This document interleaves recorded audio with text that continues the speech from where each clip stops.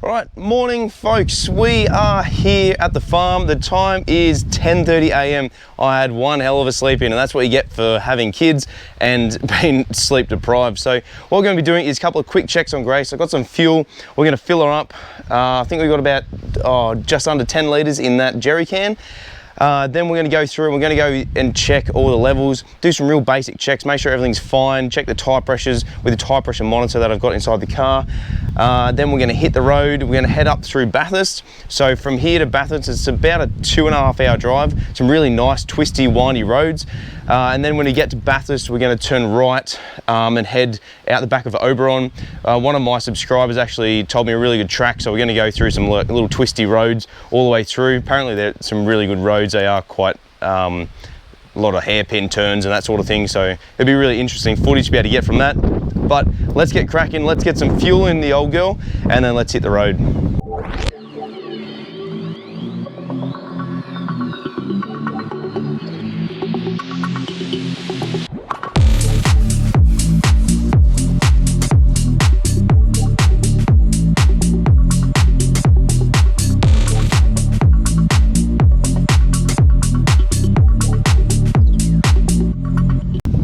I'm suspecting she probably won't take much because it's only moved a little bit, so there's not going to be much for us to have to top up, but we'll put in as much as we can. That way it'll just stretch it out. I think the next fuel station is going to be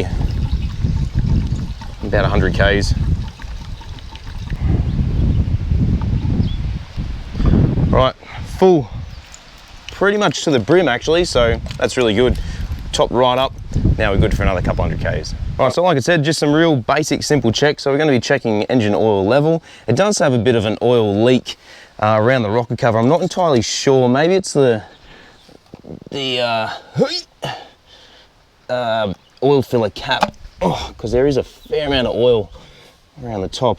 I did replace the rocker cover gasket before we left, and I just don't want to degrease it while I'm here, simply because if something was to go wrong, couldn't get it started or whatever, it's going to put me behind on my trip. So I'm just going to leave it. It's not the end of the world. There is a little bit of oil down here, but oil is a good rust prevention as well, which is a bit of a laugh. So we'll just make sure that these rocker cover nuts are tight, which they are. Terrific. So I'll just check the engine oil, and it is down a little bit, so it's down to the bottom of the 3 mark. So I'm just going to top that up and check the coolant as well. Oh man, these flies, whew.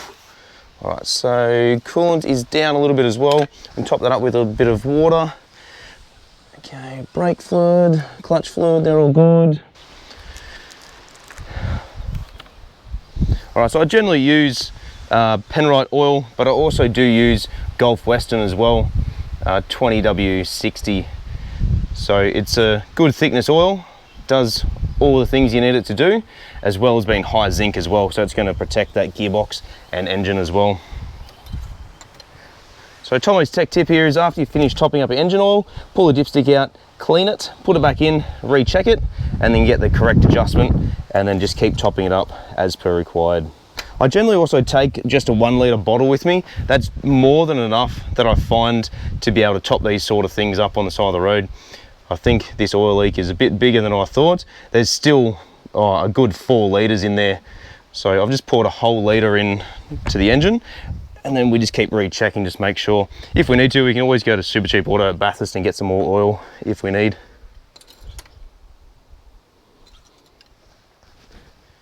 Yeah, sweet, so it's taken a whole litre. So a litre over 665 k's isn't too bad. I will just have to rectify that when you get home, as I said. Probably even just worthwhile getting a new oil cap as well. Looks like she's seen better days. All right, so I'm just topping up the coolant just with a little bit of water. That'll be completely fine for the time being. It's not going to hurt it by just having a little bit of water mixed in there. I do have a pretty high concentrate of coolant in there as well. Probably worthwhile getting a new radiator cap. This one doesn't seem to be holding as much pressure as what it had been previously. What I'd found is when I'd stopped, I did have a bit of a coolant leak only from the overflow bottle because it was quite full. So we'll keep an eye on that. If I need to get another cap, we can get another cap down the track. check the dashpot oil as well. See how that's traveling. Yep, sweet, that's perfect. All right, so that's all the checks we need to do. Next thing is we're just gonna clean out the car, get rid of all the old crap from yesterday, pack it up, and then we'll hit the road.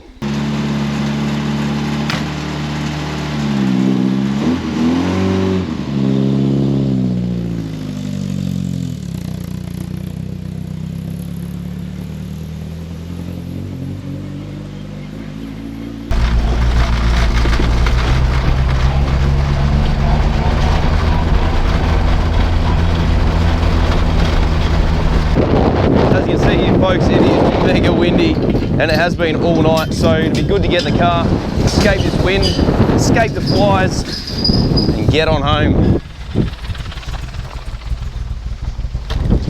And to think as well, I just detailed my car before I decided to do this trip, so it's going to be a hell of a wash for me to do when I get home as well.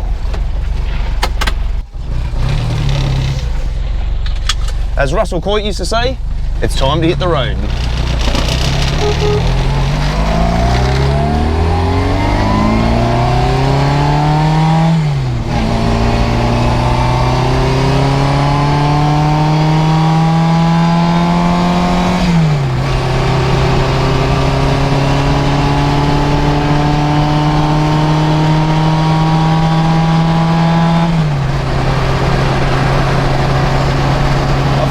As well that the tyre pressures are all good.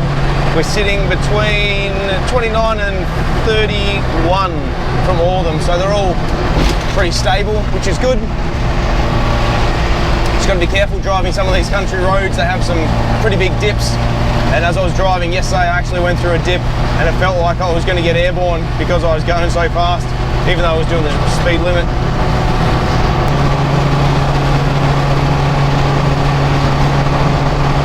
One thing about country driving as well, you've got to give them the two-fingered wave, make sure that they know you're friendly and you're saying g'day.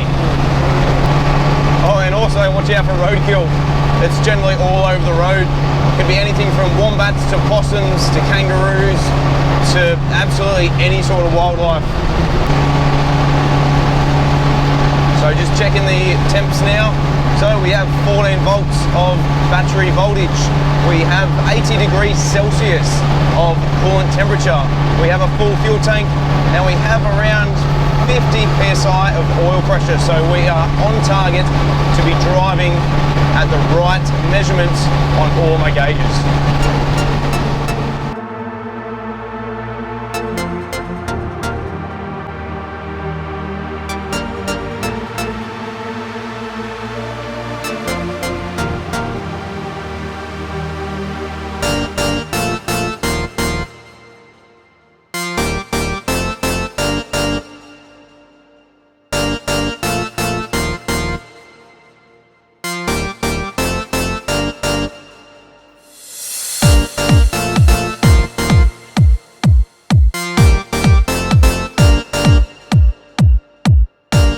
Alright folks, so we are at the intersection of Cowra, Wangler and Frogmore Road. I've just pulled over to change the cameras over, and no matter where you go in the world, people always leave their rubbish on the ground. Man, it absolutely bugs the crap out of me. So while I'm here, I'm going to take these cans and bottles, I'm going to take them home with me, recycle them and get some money for these. Guys, whenever you are traveling anywhere and you see rubbish on the ground, it's always a good idea to be the right person and take it home with you.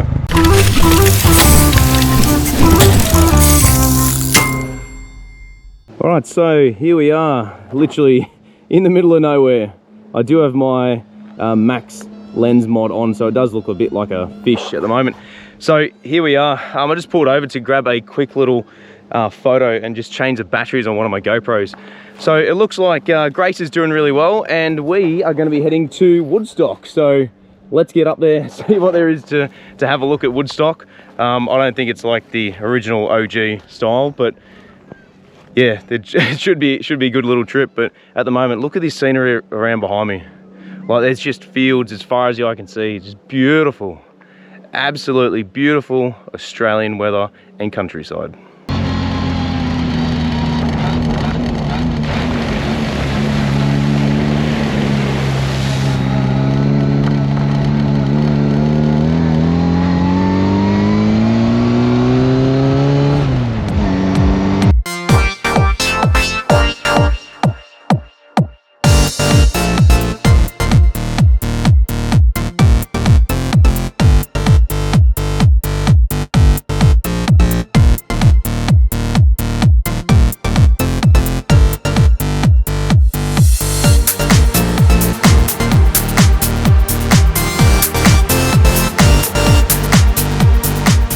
Well, folks, we've made it to where we wanted to go, and that is the almighty Woodstock. Woo! Just not the Woodstock 86. I think it was the year of that terrible tragedy and all that stuff. But we're here. Let's keep going.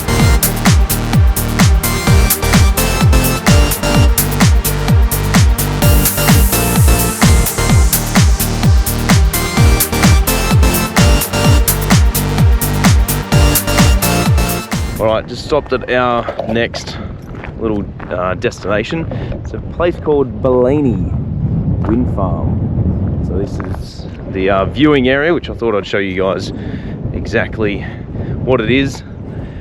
It is a little bit windy here, so the windmills are going quite quickly, so that's really good to know. What a drive it's been so far. I think we've still got about 2.5 hours to go.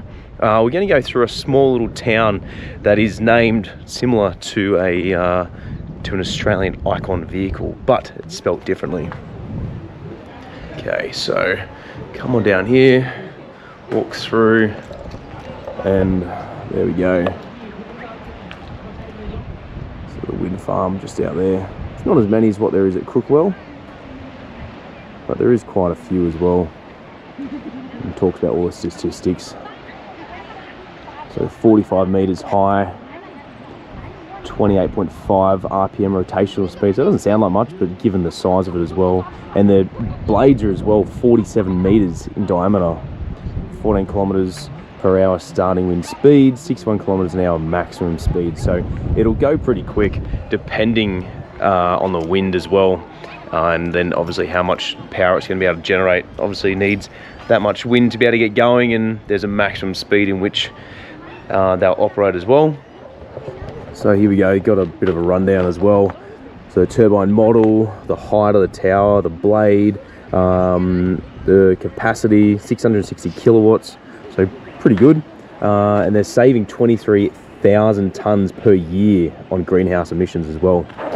They were commissioned in the year 2000, so if you don't know, Sydney held the Olympics in 2000. So they've got all the information down along here that talks about them. Wind speed monitor, all that sort of stuff, and whereabouts they are. So let's continue the journey.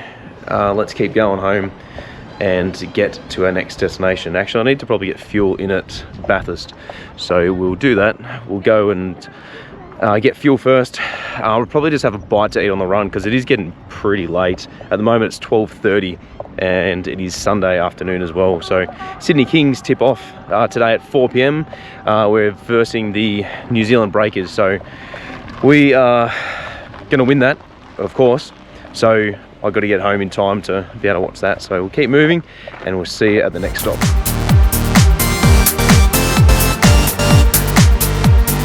Right, so just had a quick lunch stop. You know what I love, or don't love? Fast food that's not fast. I've literally been waiting in Hungry Jack's for 20 minutes for my food and finally got it here. So the time is now 1:35. So we're just about to leave Bathurst. We're gonna go get some fuel and then head out to the next stop. So keep chugging along, keep powering there. It's been a long day so far and we still got 2 hours roughly before we get home. So next stop you'll see us at something pretty amazing. Right folks, so we've just gone onto the main road in which we're going to be following to go through to this place. The place we're going to go to is a place called Tana. Now anyone that knows a Holden, they know of the famous Holden Tana SLR 5000. This was a car that was made popular by Peter Brock himself, and unfortunately he passed away in 2006. But there's been so many tributes to not only the car but also to him, and this is a place that we're going to be going to. So it's spelt the same way, it's probably nothing related to it, but it is a really cool thing to go through and check out this little country town. The roads that we're going to be following, one of my subscribers actually messaged me after the Rollston Classic, which he was unable to make in 2023, and said, hey, you should check out these roads next time you're in Bathurst. They're a pretty good little twisty, windy roads to be able to get through. So let's head down there, let's see what sort of roads they are, see if we can get some footage and enjoy the drive.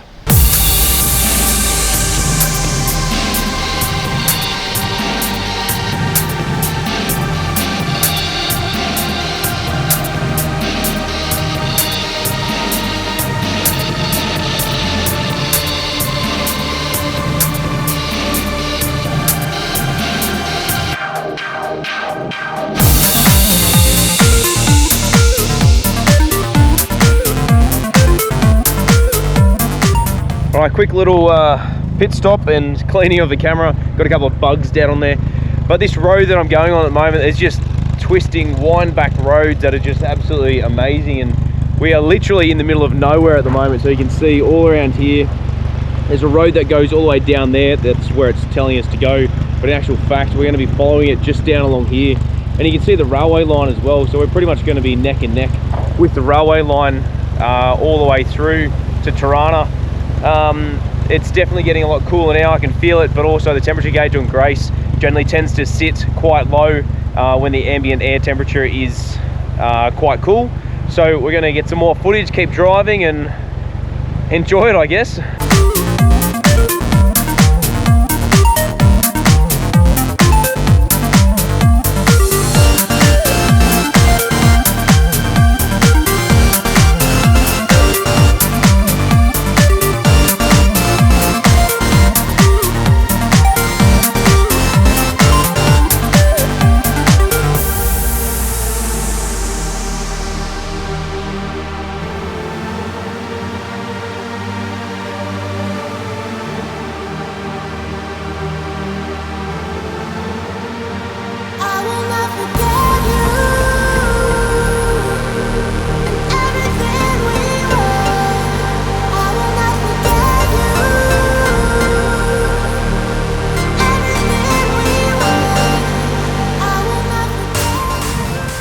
So this is Tirana behind me. We just drove through there. It is quite a small town. There's a really good pub just up around the corner that my wife and I happened to stumble across one day when we were staying at a place called Eagleview Estate. If you haven't already, check it out. It is an awesome place to go and just get 2-3 nights away from your kids, just from reality, society, all that sort of stuff. But this is Tirana. This is the small little town. There's not much here, but it is a really cool place to come and visit if you're ever out hanging out in New South Wales. So let's keep going. Let's head on home and get this thing bloody washed, because it is absolutely filthy. All right, so slight change of plans. I'm actually going to wrap up the episode here. There's not really much more to see. There is more country driving between here and the main roads past Lithgow, but most of this sort of stuff you guys have already seen, the sort of driving that there is. I hope you guys enjoyed the episode. This has been a monumentous road trip for me to do solo, and I really appreciate my wife allowing me to have the 2 days off to be able to do this. At the moment we are probably 120 k's from home is what my maps say, so still got a fair amount of driving left to do. It's almost 2 hours because we're just taking the back roads. I decided on the way home I'm going to go visit my mother-in-law, her plaque that's in Lura, and then head on home. So once again guys, thank you so much for watching. I hope you enjoyed the episode and all the footage that I got. Hopefully the episode is not too long, and if it is, then make sure you put some time aside to watch it all. Thanks very much for tuning in, and we'll see you on another episode of Tommy's Tune Ups, and with a heap of new stuff coming up this year.